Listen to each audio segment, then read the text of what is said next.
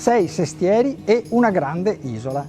Se San Marco, San Polo, Santa Croce, Dorsoduro, Castello e Cannaregio sono le 6 grandi porzioni in cui è suddivisa Venezia, l'isola della Giudecca è chiamata a buon titolo il 7° sestiere.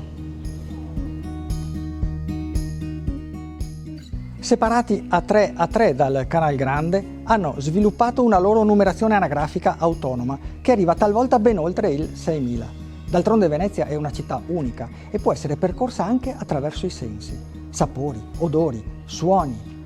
Tutto a Venezia si amplifica e contribuisce a far parte della magia della città.